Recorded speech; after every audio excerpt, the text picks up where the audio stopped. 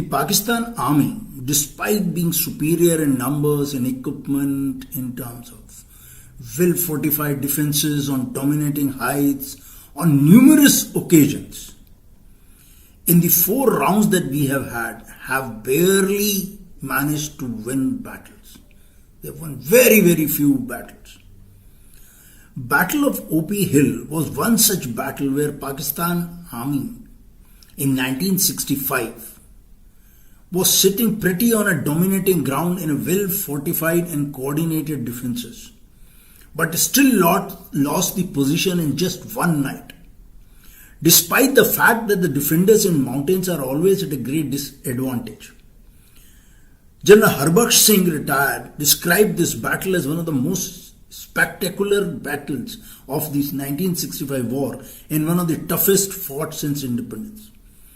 This was a battle full of valor, heroic endeavor, fought ferociously by both sides, involving hand-to-hand combat, audacity, tremendous physical courage and sacrifice.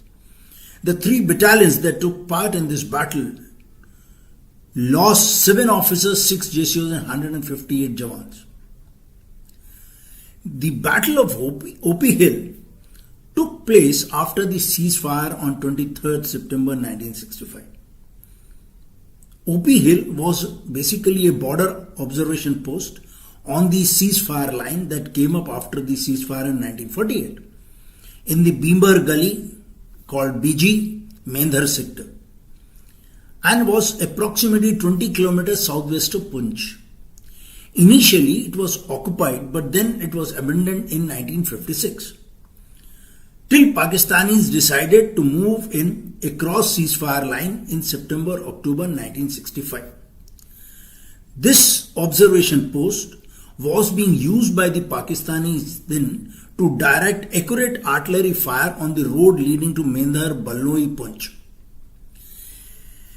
Now, as Pakistan refused to vacate the feature, despite the ceasefire having come into effect on 23rd September, the capture of this position became necessary to avoid isolation. The Indians perhaps initially underestimated the strength and fortification of defences at OP Hill, and so the battalion level offensive launched by an infantry battalion on 6th and 7th October 1965 failed. And it was then decided to launch a full-fledged brigade attack on 2nd November 1965 because it was very imperative that time in order to avoid any isolation of Balnoi and entire Krishna Ghati. Now this attack was launched by 120 Infantry Brigade, which had 3 infantry battalions, 5 Sikh Light Infantry, 2 Dogras and 7 Sikh. The Pakistan Army had a company strength deployed in a fortified and well-coordinated defensive position at OP Hill. All the approaches leading to the top of the hill were mined and had barbed wire obstacles which were covered by well-coordinated machine gun fire and artillery fire. The attack was planned to be launched before midnight on 02nd November 1965. The attack plan of 120 Infantry Brigade was Phase 1. The left shoulder of the hill was to be captured by 5 Sikh Light Infantry and the right shoulder to be captured by 2 Dogras. And in Phase 2, 7 Sikh was to capture the center portion of the feature after the foothold has been gained in Phase 1. Now the 2 Dogras, CO Colonel Majumdar, the commanding officer of 2 Dogras, worked out a detailed plan for his unit to capture the objective. That was right shoulder. The unit's main objective, right shoulder, was divided into Black Rock and Twin Pimple. So he decided in Phase 1, 1 company and with a company in reserve to capture the Black Rock, and in Phase 2, the 2nd company to capture the Twin Pimple. Now on the night, 02nd November, as the troops started climbing up and reached closer to Black Rock, the enemy heavy artillery fire and heavy machine gun fire came onto them, and the casualties started mounting. As a result, the momentum of the attack stalled. The CO was with the leading company. Realizing the challenge, he immediately pushed in the reserve company into attack and regained the momentum of the assault. Without wasting any time and giving any time to the enemy to readjust or reorganize his defenses, the Phase 2 company was also launched into the assault to capture the Twin Pimple. Both the companies succeeded in capturing their objectives by 0400 hours, but they suffered very heavy casualties. Meanwhile, the 5th Sikh Light Infantry, which was a new battalion, and its officers were very young. Only one company commander had more than 3 years service. As a result, the commanding officer, Colonel San Singh, decided to personally lead the assault. The CO carried out an appreciation of the situation and realized that the enemy is anticipating an attack. The approaches to the feature must have been heavily mined, and the enemy must be having a well-coordinated defensive position with its obstacles covered by artillery fire and automatic fire. In such a situation, he appreciated if the enemy is not taken by surprise, there is a chance of suffering heavy casualties and failure of the attack plan as well. So, the CO, in order to achieve surprise, decided to take an approach which seemed to the enemy absolutely unlikely. This entailed climbing a steep cliff to reach the top of the feature, in which barely a section could climb together in assault formation. This was a daunting task at night and could lead to heavy casualties and may also jeopardize the whole plan if the surprise is lost. Hence, prior to the D-Day, a small patrol under a young captain was sent out almost daily for a few nights to recce the whole route to the objective. This small patrol did its job with complete stealth and marked the route to the left shoulder of the dominating feature by cutting the barks of pine trees.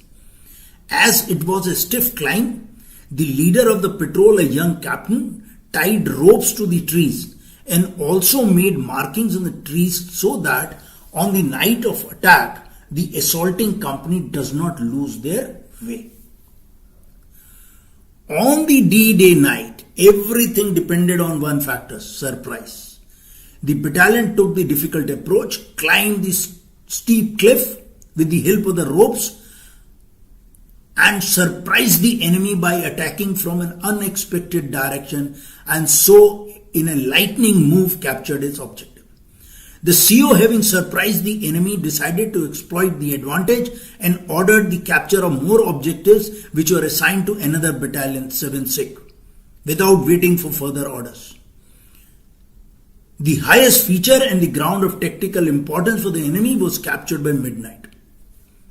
The highlights of the attacks were the enthusiasm displayed by the men, the surprise achieved, and also the reading of the battle situation that enabled the COs of both the battalions to exploit the advantage, and of course the launching of additional attack to exploit the advantage without waiting for orders from the brigade commander.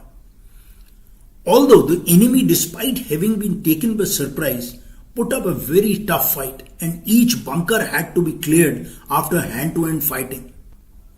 The Indian Army unit, both the units, after gaining the initial surprise, did not give any respite to the enemy and maintained the momentum of the assault.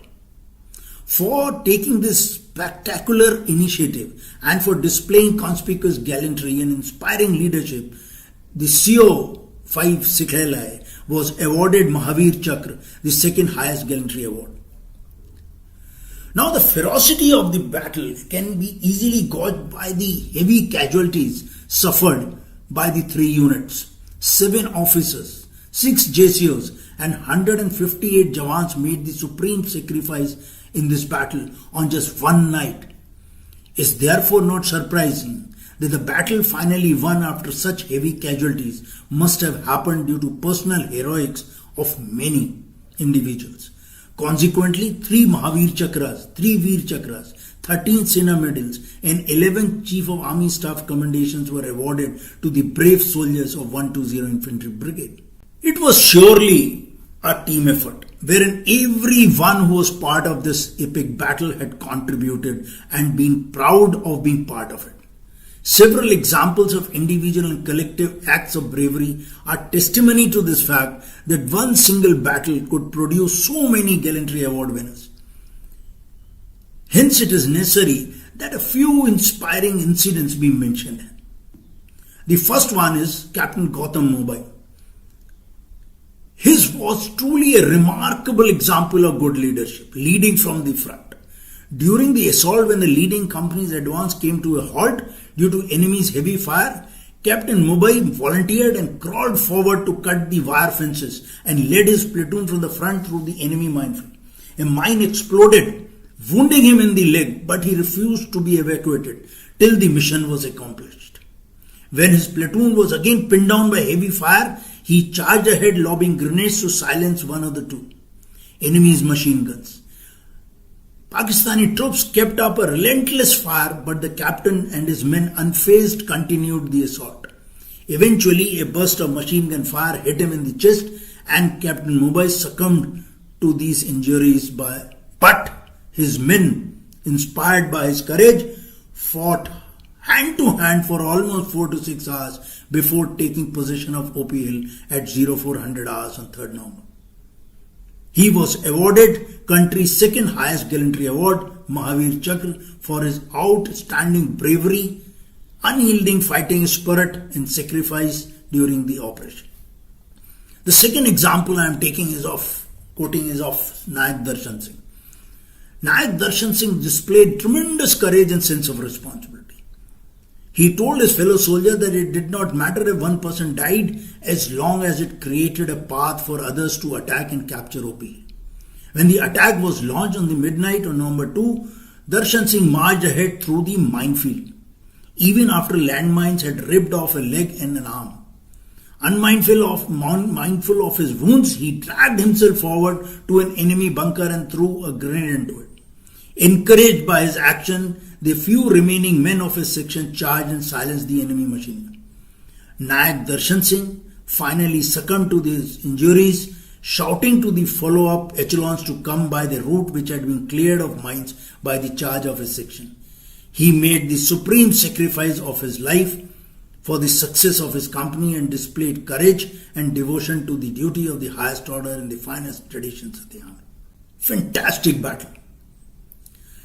Right?